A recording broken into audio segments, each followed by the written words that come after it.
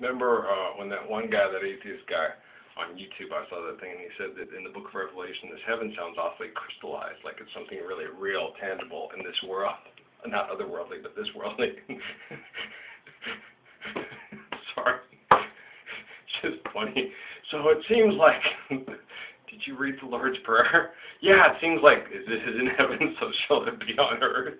I'm sorry. If you don't forgive debts and you don't forgive trespass, you'll live in hell. If you do forgive debts and trespass and see that people are human and then try to teach them to be better people, you'll live in heaven. Did you read the Lord's Prayer? Does the book of Revelation make more sense to you, Mr. Atheist? I'm sorry. No, so you're making these religious people are just stupid. They don't get it.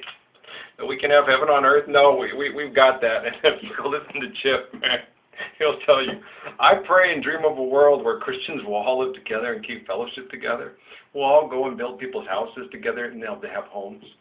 And that we all have fellowship together and we can watch good, have good entertainment, go to the theater, or maybe even watch a movie together, spill popcorn and laugh and have love and celebrate our holidays in the manner they were meant to be celebrated in. You might even sit there and think, we might even celebrate Ramadan. As a matter of fact, it sounds worth it. Now that they explained to me that it has something to do within the galaxy and the cosmos that aligns us to greater faith and love, and that there is even greater expansion of faith and love and God's creation in the galaxy than I ever imagined, because people that were stupid trying to keep it away from me. And during Ramadan, I can pray and connect to family that is beyond out of the reach of certain stars and stuff like that. That's really cool to me. I like being a Christian. I like being a Muslim. I like space, the final frontier. This is really neat. God's the final frontier. There is no final frontier. God's infinite and we're finite. And it's just like the Blaise Pascal thing on the Facebook, Don't spend too much time worrying about it. Just work with what's given to you. Be like Chip. We're going to build homes. Do this. What about that? We have scientists. We have people working with things. We got stuff going on now, figuring out what we screwed up and what we can fix and what we can't. And if we connect to God, then the solutions will be given. And then we don't got this like we got this. It's more like we're getting it and it's working and we're doing it right. Who done, like Brian used to say, who done gone and done did that thing done all right. The Lord's Prayer, the New Testament, the good news. We're all Christians. The Quran, you read the first in the name of God, the all-compassionate and the all-merciful. Continuation of Scripture, the pillars of faith, the Torah, the Bible, the Quran, the other, this, that, the Ten Commandments, the Lord's Prayer. There's so much pillars of faith. It's that one Jonas kid that they had on the Oprah Winfrey Channel thing. He said, I was in a tent, and they took down all these pillars, and the tent fell down on me, saying, man's religious. You just took down the pillars, man. Here, wait a minute. Boom. Everybody, Islam, Christianity, Judaism, put up all the pillars again. Look around the tent. Okay, I'm going to illuminate it for you. I am the light, I am the way. What do you see out around the tent? All those people erected those poles. Those are your people. Look at outside that. The tent is open. I can see all around. Yeah, you can see other people out there in the fields working, doing God's work. And what's out there? It's the garden. It's the world. It's the world that God created for us. There you go. Stop putting up posters that say Jesus is a punk in your apartment, fool. Nah, you don't look like me. You're a you're a decent kid, you're a good-looking guy, but no, man, I got a little bit more going on. I'm just kidding around with you, Tony. But that's what happens when you call Jesus a punk. No, nobody calls Jesus a punk on my watch and gets away with it. You understand me? You call Jesus a punk, I'm gonna punk you. I'm gonna send Austin Kutcher to your house every day to make you look foolish. I'm gonna have crazy things happen to you. You're gonna look stupid. Oh, I don't even have to do all that stuff. All I have to do is just talk about you on Facebook and YouTube, and everybody comes and reads it and goes, who is that Jonas guy? Let's go watch on the Oprah network and see. Oh, yeah. Ooh, he's kicking your ass. You see things. You do. Lots of people do. You need to pick them pillars back up and look around. If you'd understand the story of the tabernacle of Moses, go study it. It's in the Bible. Yeah, you come through, and I had a beautiful gentleman who turned down a position as this young budding CEO at a company and stuff like that. Was a single father. Everything started falling apart for him kind of because he was too bought into this bullshit. He came to Sierra Vista. He connected to all these beautiful people.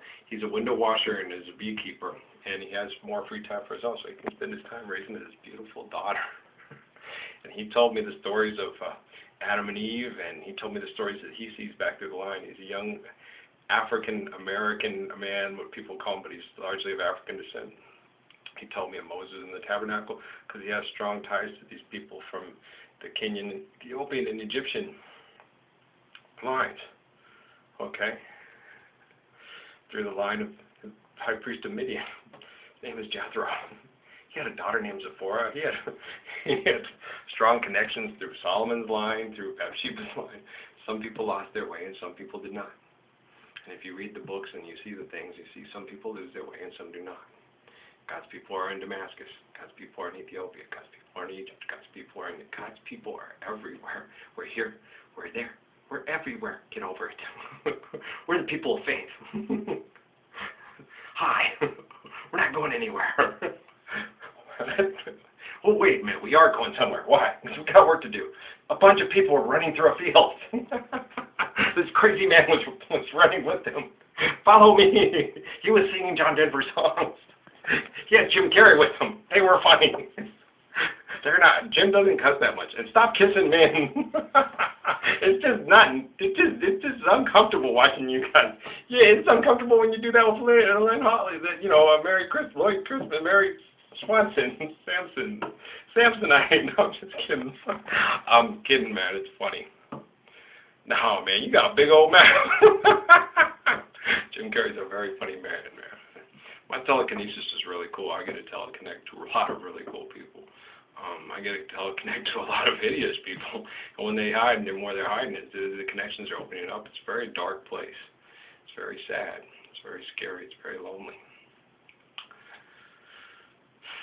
I don't like connecting to that deep depravity, underbelly part that thinks it knows better and is doing everything and is just gone into its self-righteous stupidity.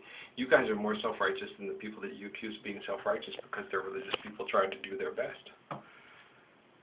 You give them their cars. You give them their economies. You give them their false tribalization and crystallization and warring. You help promote it. You sell it. Bottle it. Bag it. Bag it up. Lem told me that about you televangelist preachers, and I didn't get it at first. He said that, they make, I didn't realize how much money you guys make. They make too much money, man. They're bought in. They can't buy their way back out. They're sold out and sold in. And then he tried to tell it, I looked at Joel Osteen and Tyler Perry. I was like, no, not my Tyler boy. I love my Tyler Perry. I love my Tyler Perry movies. I love his Aunt Medea, the real Medea. I love that family. I loved them. I love Robert Townsend. Sorry, I like Robert Townsend a lot. I loved it, my brother. Hollywood Shuffle is one of my favorite movies of all time. That was scary. There's a pimp like that in my neighborhood. We gave Dirty Larry the finger. That's just stupid. That wouldn't work on our neighborhood. They would. Sorry, it's a great movie, man. It is. Winky dinky dog and hoe cake.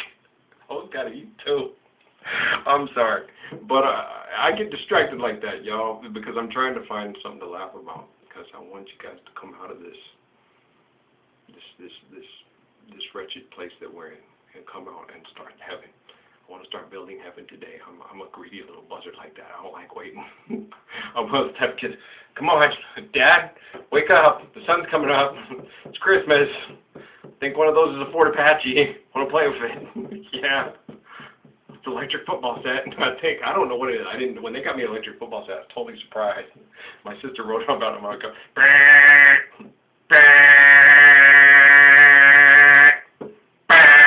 my poor sister's trying to watch TV and I'm playing on the dining room table.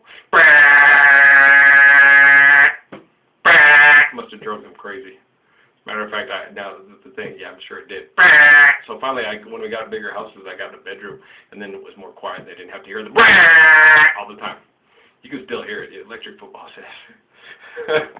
I love you guys, man. Peace out.